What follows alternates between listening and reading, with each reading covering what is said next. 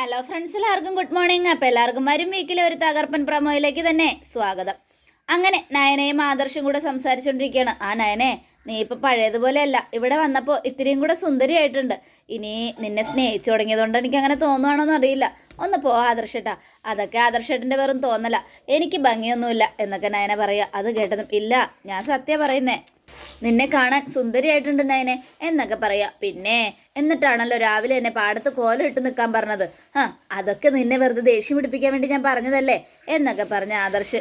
ഇത് കേട്ടതും ഭയങ്കര സന്തോഷമായി നയനയ്ക്ക്. സത്യമായിട്ടും ഞാൻ നിന്നെ സ്നേഹിച്ചു തുടങ്ങിയല്ലോ, അതുകൊണ്ട് തോന്നുന്നതായിരിക്കും എനിക്ക് നീ ഭയങ്കര ഭംഗിയായിന്ന്. എന്തായാലും ഇപ്പം നീ പഴയ നയനയല്ല, വേറെ ആളാ എന്നൊക്കെ പറഞ്ഞ് ആദർശ് ഒരുപാട് നയനയെ സുഖിപ്പിക്കുക. ഇതൊക്കെ കേട്ടപ്പോൾ എനിക്ക് ഒരുപാട് സന്തോഷമായിട്ട് ആദർശിനോട്, ഇനി അമ്മയെ കാണുമ്പോൾ ഇത് മാറ്റി പറയോ? ഏയ് ഇല്ല, ഞാനെന്തിനാ മാറ്റി പറയുന്നേ? അതുമല്ല, എൻ്റെ മനസ്സിൽ തോന്നുന്നതാണ് ഞാനിപ്പോൾ ചെയ്യുന്നത്, അല്ലാതെ ആരെയും പേടിച്ചിട്ടൊന്നുമല്ല.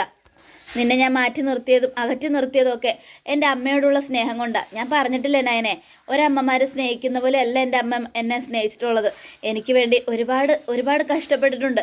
ശ്വാസം മുട്ടിൻ്റെ രോഗമുള്ള എന്നെ എങ്ങനെയൊക്കെ എൻ്റെ അമ്മ നോക്കിയെന്നറിയാമോ?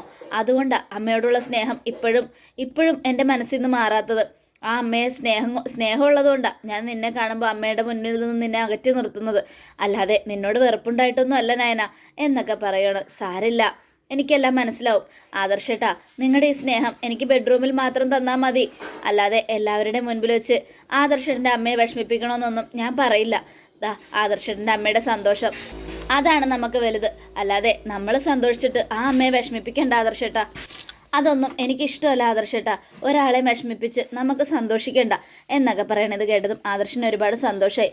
നിനക്ക് എന്തെങ്കിലും വേണമെങ്കിലോ എവിടെയെങ്കിലും പോകണമെങ്കിലോ ഒക്കെ എന്നോട് പറഞ്ഞാൽ മതി, ഞാൻ മേടിച്ചു തരാം കേട്ടോ, അതിന് എനിക്കൊരു മടിയില്ല, ആരെതിർത്താലും എനിക്ക് കുഴപ്പമില്ല എന്നൊക്കെ പറയണം. അത് കേട്ടതും നയനയ്ക്ക് ഭയങ്കര സന്തോഷമായിരുന്നു. ശരി ആദർശേട്ടാ, ഞാൻ മുറിയിലുണ്ടാവും, അടുക്കളയിൽ കുറച്ച് പണിയുണ്ടേ എന്നൊക്കെ പറഞ്ഞ് നയന പോവുകയാണ്. ഈ സമയം നയന പോയി കഴിയുമ്പോൾ ആദർശ് പാവം, എന്തോരം സ്നേഹം എന്നോട്. ഇതുവരെ ഞാൻ അവളെ സ്നേഹിക്കാൻ മറന്നുപോയി. അല്ല, ഞാൻ അന്ന് അത്ര അഹങ്കാരം കാണിച്ചുകൊണ്ടാണ് അവളെൻ്റെ കരണത്ത് തല്ലിയത്. അത് ഏതൊരു പെൺകുട്ടിയാണെങ്കിലും അങ്ങനെ തന്നെ ചെയ്യുള്ളൂ. ഇതിപ്പോൾ ഞാൻ അവളെ ഒരുപാട് ശിക്ഷിച്ചു, ഇനി പാടില്ല, ഇനി അവളെ ശിക്ഷിക്കാൻ പാടില്ല. സ്നേഹിക്കണം, ചേർത്ത് നിർത്തി സ്നേഹിക്കണം. കിരൺ കല്യാണിയെ സ്നേഹിക്കുന്നത് പോലെ തന്നെ ഞാൻ നയനയെ സ്നേഹിക്കണം. ഇനി അതിനു വേണ്ടിയുള്ള കാര്യങ്ങളാണ് ചെയ്യേണ്ടത്. അമ്മ എന്തൊക്കെ എതിർത്താലും ബെഡ്റൂമിൽ അമ്മയുടെ എതിർപ്പുണ്ടാവില്ലല്ലോ, അതുകൊണ്ട് അവിടെ എൻ്റെ ഭാര്യയെ ഞാൻ ഭാര്യയാക്കി സ്വന്തമാക്കും, അവളെ എൻ്റെ പൊന്നാക്കും, എൻ്റെ മുത്താക്കും എന്നൊക്കെ പറഞ്ഞുകൊണ്ട് ആദർശം ഇങ്ങനെ നിൽക്കുക. ഈ സമയം പിന്നീട് കാണിക്കുന്ന അനാമികയാണ്. അനാമിക നമ്മുടെ ജാനകിയെ വിളിക്കുകയാണ്. ഹലോ അമ്മേ, എന്താ മോളെ, മോൾക്ക് എന്തൊക്കെയുണ്ട് വിശേഷം? സുഖമാണോ? സുഖം അമ്മേ, എനിക്ക് അമ്മയെ ഒന്ന് കാണണം. എന്താ മോളെ, എന്തെങ്കിലും പ്രശ്നമുണ്ടോ? പ്രശ്നമൊക്കെ ഞാൻ അമ്മയെ നേരിട്ട് കണ്ടതിന് ശേഷം പറയാം, അമ്മ ഒന്ന് വരാവോ? അതിനെന്താ മോളെ, ഞാൻ വരാമല്ലോ എന്നും പറഞ്ഞുകൊണ്ട് നമ്മുടെ ജാനകി ഫോൺ കട്ട് ചെയ്യുക. ഈശ്വര, എന്തായിരിക്കും മോൾ, എന്തിനായിരിക്കും എന്നെ കാണണമെന്ന് പറഞ്ഞേ? എന്തെങ്കിലും പ്രശ്നം ഉണ്ടാവോ എന്നൊക്കെ ആലോചിച്ചുകൊണ്ട് ജാനകി പെട്ടെന്ന് തന്നെ റെഡിയാവുക. അപ്പോൾ നയന ചോദിക്കുക, എവിടെ പോവാം മോളെ? ഏയ് ഒന്നുമില്ല മോളെ, ഞാനൊന്ന് ഒരു പുറത്തുവരെ എവിടെ പോവാം അമ്മായി ഇളയമെന്നൊക്കെ ചോദിക്കുക. ഞാനൊരു പുറത്തുവരെ പോയിട്ട് വരാം മോളെ എന്നും പറഞ്ഞ് ജാനകി പെട്ടെന്ന് തന്നെ കാർ എടുത്ത് അവിടെ നിന്ന് പോവുക. ഈ സമയം അനാമിക അവിടെ കാത്തു നിൽക്കുന്നുണ്ടായിരുന്നു. അനാമികയുടെ അടുത്ത് നിന്നതും അനാമിക ചിരിച്ചുകൊണ്ട് നിൽക്കുക. എന്താ മോളെ, മോക്കെന്താ എന്നെ കാണണമെന്ന് പറഞ്ഞേ? സാരമില്ല, ഞാൻ വിളിച്ചപ്പോൾ തന്നെ അമ്മ വന്നല്ലോ. അമ്മ എന്നോട് എന്തിനാണെന്ന് ചോദിച്ചു, ഞാനത് പറഞ്ഞു പോലുമില്ല, എന്നിട്ടും അമ്മ വന്നല്ലോ, എനിക്ക് ഒരുപാട് സന്തോഷമായി അമ്മേ. സത്യം പറഞ്ഞാൽ അമ്മയെപ്പോലെ ഒരു അമ്മയെയും അനന്തപുരി പോലെ ഒരു വീടൊക്കെ കിട്ടുന്നത് പുണ്യമാണ് അല്ലേ അമ്മേ? ഞാൻ ഏതോ കാലത്ത് പുണ്യം ചെയ്തിട്ടുണ്ട്, അതുകൊണ്ടാണ് എനിക്ക് അങ്ങനെ കിട്ടാൻ പോകുന്നത്. അമ്മയുടെ വീട്ടിലേക്ക് മരുമകളായിട്ട് വരുന്നത്, അമ്മയുടെ മരുമകളായിട്ട് വരുന്നതിൽ ഞാൻ ഒരുപാട് സന്തോഷിക്കുന്നുണ്ട്. പക്ഷെ ആ സന്തോഷമൊക്കെ തല്ലിക്കെടുത്തോന്ന് എൻ്റെ തോന്നലമ്മേ, എൻ്റെ പേടി. അത് കേട്ടതും, അതെന്തിനാ മോളെ അങ്ങനെ പേടിക്കുന്നേ? നിങ്ങളുടെ കല്യാണം ഫിക്സ് ആയതല്ലേ? അങ്ങനെയുള്ള സ്ഥിതിക്ക് നിങ്ങളുടെ കല്യാണം ആര് തടക്കാനാ? നിങ്ങളുടെ കല്യാണം എങ്ങനെ നിന്ന് പോകാനാ? നിങ്ങളുടെ സന്തോഷം ആര് തല്ലിക്കെടുത്താനാ?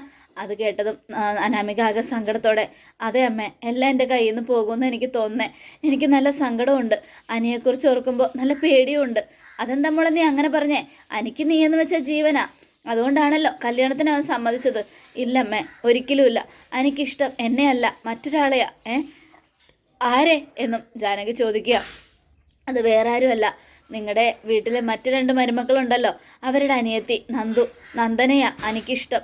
അത് കേട്ടതും ജാനകി ഞെട്ടി. ഏയ് ഒരിക്കലുമില്ല, അവർ തമ്മിൽ ഇഷ്ടത്തിലൊന്നുമല്ല മോളെ, അവർ നല്ല ഫ്രണ്ട്സാ അമ്മേ. ഞാനും ആദ്യം അങ്ങനെയാണ് കരുതിയത്, പക്ഷെ അവർ തമ്മിൽ നല്ല ഫ്രണ്ട്സ് അല്ലമ്മേ. അവർ തമ്മിൽ ഇഷ്ടമുണ്ട്. പരസ്പരം മനസ്സിലെ ഇഷ്ടങ്ങൾ അങ്ങോട്ടും ഇങ്ങോട്ടും തുറന്നു പറഞ്ഞു വരിക.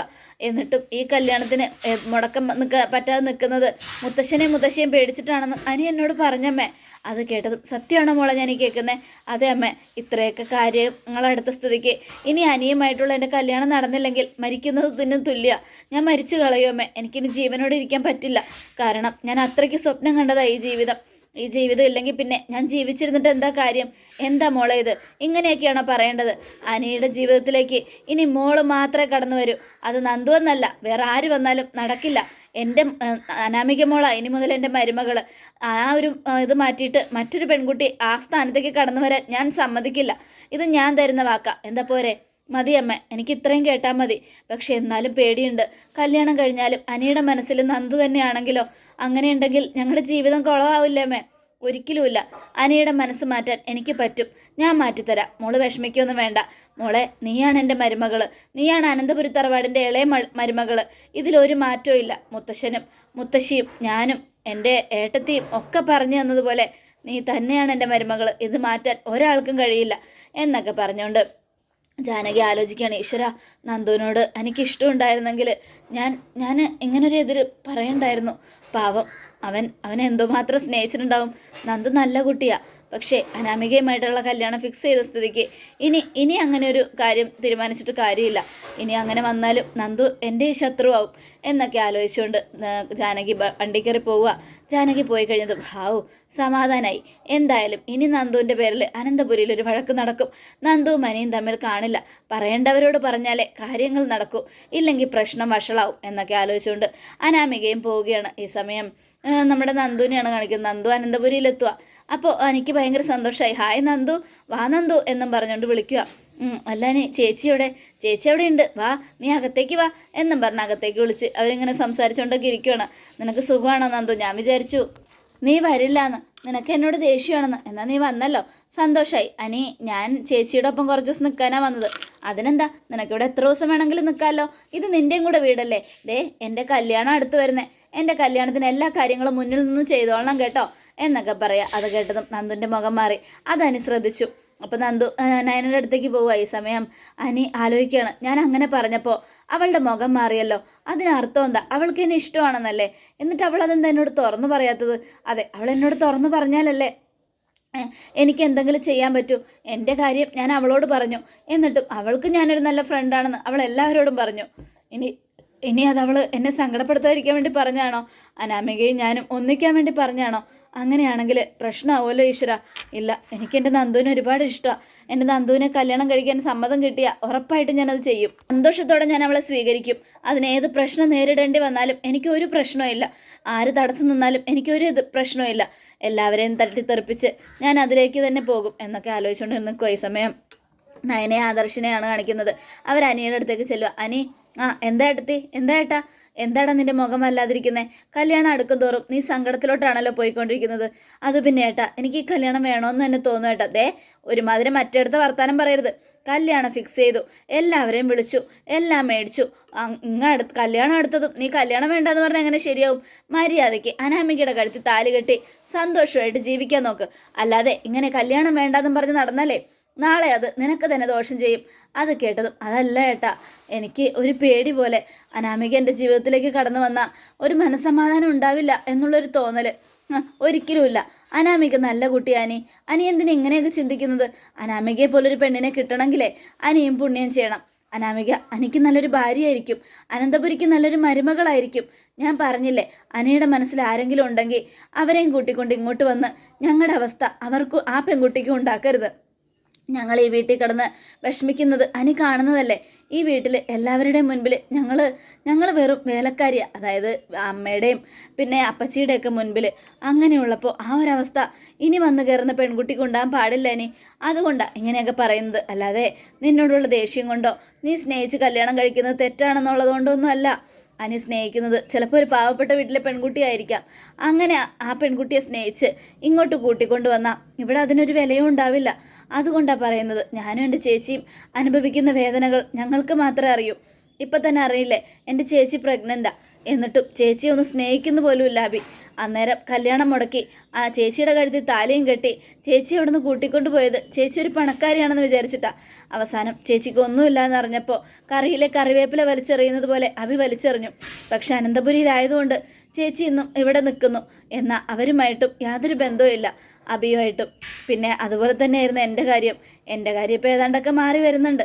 പക്ഷെ എന്നാലും ഇത് എത്ര നാളത്തേക്ക് എന്നൊന്നും അറിയില്ല. ഇനി മുത്തശ്ശനും മുത്തശ്ശിയും ജീവിച്ചിരിക്കുന്നിടത്തോളം കാലം ചിലപ്പോൾ ഞങ്ങൾക്ക് ഇവിടെ നിൽക്കാൻ പറ്റുമായിരിക്കും. അത് കഴിഞ്ഞാൽ ഞങ്ങൾ ഞങ്ങളുടെ പാട് നോക്കി പോകേണ്ടി വരുവാനി.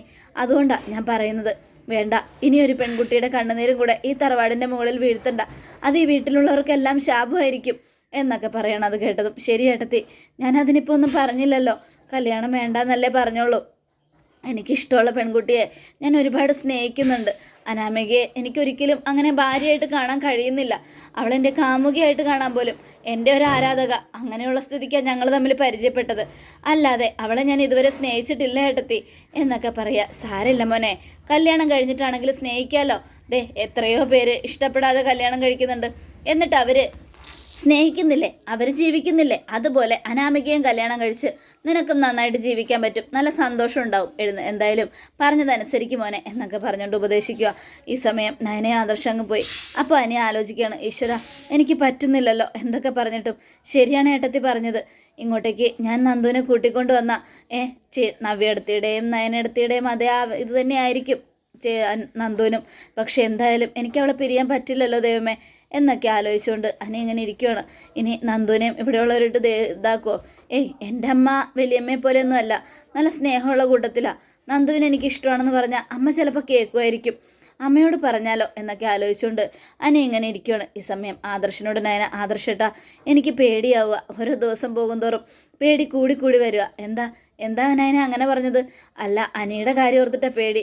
ഇനി കല്യാണം അടുക്കുമ്പോഴേക്കും താലി കെട്ടുന്ന സമയത്ത് അനാമികയുടെ കഴുത്തിൽ താലി കെട്ടില്ലെന്നെങ്ങാനും അനി വാശി പിടിച്ചാലോ? അത് നമുക്ക് നാണക്കേടല്ലേ?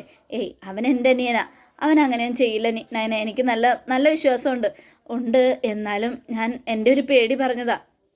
അങ്ങനെ സംഭവിച്ചാൽ പിന്നെ അനന്തപുരിയിൽ മുത്തശ്ശന് തളർന്നു പോകും, അതുകൊണ്ടാണ് എൻ്റെ പേടി. ഇല്ല, അനാമികയും അനിയുമായിട്ടുള്ള കല്യാണം നടക്കും. നമ്മളല്ലേ ഉറപ്പ് കൊടുത്തിരിക്കുന്നത്, ഉറപ്പായിട്ട് നമുക്കത് എങ്ങനെയെങ്കിലും നടത്താം. അതിനിടയിൽ അവൻ്റെ മനസ്സിലേക്ക് ഏതെങ്കിലും പെൺകുട്ടി വന്നിട്ടുണ്ടെങ്കിൽ ആ പെൺകുട്ടിയുടെ മനസ്സ് മാറ്റി അവൻ്റെ മനസ്സിൽ നിന്നും ആ പെൺകുട്ടിയെ പറിച്ചു മാറ്റണം നമ്മൾ. അതിനേതറ്റം വരെ പോകേണ്ടി വന്നാലും നയനെ, നീ എന്നോടൊപ്പം നിൽക്കില്ലേ? നിൽക്കും ആദർശേട്ടാ, ഉറപ്പായിട്ട് നിൽക്കും. ഇനി ഞങ്ങളെപ്പോലെ മറ്റൊരു പാവപ്പെട്ട പെൺകുട്ടിയെയും കണ്ണീര് കുടിപ്പിക്കാൻ എനിക്ക് സമ്മതമല്ല ആദർശേട്ടാ എന്നൊക്കെ പറഞ്ഞ് നയനക്ക് അടുത്ത തീരുമാനം എടുക്കുക. ഈ സമയം അനി നന്ദുവിൻ്റെ അടുത്തേക്ക് ചെല്ലുക പതുക്കെ. അപ്പോൾ നന്ദു, അനി എന്തിനാ ഇപ്പം ഇങ്ങോട്ട് വന്നേ? ആരെങ്കിലും കണ്ട എന്ത് വിചാരിക്കും? എന്ത് വിചാരിക്കാൻ? നീ എൻ്റെ ബെസ്റ്റ് ഫ്രണ്ട് അല്ലേ? അപ്പോൾ നമ്മൾ തമ്മിൽ സംസാരിച്ചുകൊണ്ട് എന്താ കുഴപ്പമൊന്നുമില്ല. എന്നാലും പെട്ടെന്ന് അങ്ങനെ അനാമിക കയറി വന്നാൽ ഞാനിവിടെ നിൽക്കുന്നത് അവൾക്കൊരു ബുദ്ധിമുട്ടാവും. അതുകൊണ്ടാണ് ഞാൻ പറഞ്ഞത്, അനി ഇപ്പോൾ പോകാൻ നോക്ക്. ഇല്ല, ഞാൻ പോകില്ല. എനിക്ക് നന്ദുവിനോട് കുറച്ച് കാര്യങ്ങൾ സംസാരിക്കാനുണ്ട്. അത് കേട്ടതും, എന്താ അനിക്ക് എന്താ എന്നോട് പറയാനുള്ളത്? ഞാൻ പറഞ്ഞില്ലേ, എനിക്ക് അനാമികയെ സ്നേഹിക്കാൻ കഴിയുന്നില്ല നന്ദു. നീ എന്നോടുള്ള ഇഷ്ടമാണെന്നുള്ള ഒരേ ഒരു വാക്ക് പറയുകയാണെങ്കിൽ ഞാൻ ഈ കല്യാണം സ്റ്റോപ്പ് ചെയ്യും. എന്നിട്ട് നിൻ്റെ കഴുത്തിൽ ഞാൻ താലി കെട്ടും. അത് കേട്ടതും, എന്താ ഇത്? കല്യാണം ഇങ്ങ് അടുത്തു, ഇത്രയും പേരെ വിളിച്ചു, എല്ലാവരും വിളിച്ചതിന് ശേഷവും അനി ഇങ്ങനെ തന്നെയാണോ സംസാരിക്കുന്നത്? ഞാൻ പറഞ്ഞില്ലേ എനിക്ക് അനിയോടുള്ളത് ഒരു ഫ്രണ്ട്ഷിപ്പ് മാത്രമാണെന്ന്, അല്ലാതെ എനിക്ക് അനിയെ ഇഷ്ടമൊന്നുമല്ല. അത് കേട്ടതും അനിയുടെ മുഖം മാറി. എന്നിട്ട് നീ എന്തിനാ പിന്നെ എൻ്റെ കല്യാണമാണെന്ന് പറയുമ്പോൾ വിഷമിക്കുന്നത്? ഞാൻ കല്യാണത്തിൻ്റെ കാര്യം പറയുമ്പോൾ നിൻ്റെ മുഖം നന്നായിട്ട് മാറുന്നുണ്ടല്ലോ, അതെന്താ? ഞാൻ അങ്ങനെ ചിന്തിച്ചിട്ടില്ല, അതൊക്കെ അനിയുടെ വെറും തോന്നല. അല്ലെങ്കിൽ തന്നെ എനിക്കങ്ങനെ ആരെയും സ്നേഹിക്കാനൊന്നും പറ്റില്ല. എനിക്ക് ആൺകുട്ടികളൊക്കെ എൻ്റെ നല്ല ബെസ്റ്റ് ഫ്രണ്ടാണ്. ആരെയും സ്നേഹിച്ച് കല്യാണം കഴിക്കണമെന്നും എനിക്ക് ആഗ്രഹമില്ല. ഈ ജന്മത്തിൽ കല്യാണമേ വേണ്ടെന്ന് തന്നെ എൻ്റെ തീരുമാനം. അത് കേട്ടതും, നന്ദു നീ സത്യം പറ, നീ നുണ പറയുന്നതല്ലേ? നിനക്ക് എന്നെ ഇഷ്ടമാണ്, ഒരുപാട് ഇഷ്ടമാണ്. ആ ഇഷ്ടം നീ തുറന്നു പറയാത്തത് നിൻ്റെ 2 ചേച്ചിമാരെയും പിന്നെ ഇവിടുത്തെ സാഹചര്യമൊക്കെ അറിഞ്ഞുകൊണ്ടല്ലേ? അല്ലാതെ നീ എന്നെ വെറുക്കുന്നില്ല എന്ന് എനിക്ക് നന്നായിട്ടറിയാം. അത് കേട്ടുകൊണ്ട് ജാനകി വരിക. ജാനകിയെ കണ്ടതും അനിയും നന്ദുവും പേടിച്ച് വിറച്ചിങ്ങനെ നിൽക്കുക. അപ്പോൾ ജാനകി അകത്തേക്ക് വന്നു. എന്താ ഇവിടെ നിങ്ങളുടെ സംസാരം? ഞാനെല്ലാം കേട്ടു എന്നും പറയണം. അത് കേട്ടതും, അമ്മേ ഞാൻ വേണ്ട, ഒരക്ഷരം മിണ്ടരുത്. നിൻ്റെ കല്യാണം അടുത്തെത്തി, എല്ലാം മേടിച്ചു, എല്ലാവരെയും വിളിച്ചു. കല്യാണത്തിന് വാക്ക് കൊടുത്തത് ഈ വീട്ടിലെ അച്ഛനാ, നിൻ്റെ മുത്തശ്ശൻ. അങ്ങനെയുള്ളപ്പോൾ ഇനി മറ്റൊരു പെണ്ണ് നിൻ്റെ ജീവിതത്തിൽ ഉണ്ടാവാൻ പാടില്ല. അതേ ആരാണെങ്കിലും. നന്ദു നിന്നോടും കൂടിയാ പറയുന്നത്. മോള് പറയുന്നത് ഞാൻ കേട്ടായിരുന്നു. മോളുടെ മനസ്സിൽ അങ്ങനെ ഒരു ഇഷ്ടമുണ്ടെങ്കിൽ അത് മാറ്റി വെക്കണം. അനിയുടെ ഭാര്യയാവാൻ പോകുന്നത് അനാമികയാണ്, അല്ലാതെ നിനക്ക് ആ സ്ഥാനമില്ല. ഞാനത് പറഞ്ഞത് ആൻറ്റി, എത്ര പറഞ്ഞിട്ടും കേൾക്കണ്ടേ എന്നും പറഞ്ഞുകൊണ്ട് നന്ദു. അനി, ഞാനൊരു കാര്യം പറഞ്ഞേക്കാം. ഇത്രയും നാളും ഞാൻ നിന്നെ സ്നേഹിച്ചിട്ടേ ഉള്ളൂ, ഇനി എന്നെ കൊണ്ട് നീ വെറുപ്പിക്കരുത്, അത്ര എനിക്ക് പറയാനുള്ളൂ എന്നൊക്കെ പറഞ്ഞ് ജാനകി അങ്ങ് പോവുകയാണ്. അപ്പോൾ ഇതിനേക്കാൾ തകർപ്പൻ വിശേഷമാണ് നടക്കാമെന്ന് കാത്തിരിക്കുക. എല്ലാവർക്കും ഒരിക്കൽ കൂടെ നല്ലൊരു ശുഭദിനം തന്നെ ആയിക്കോട്ടെ. Thank you friends.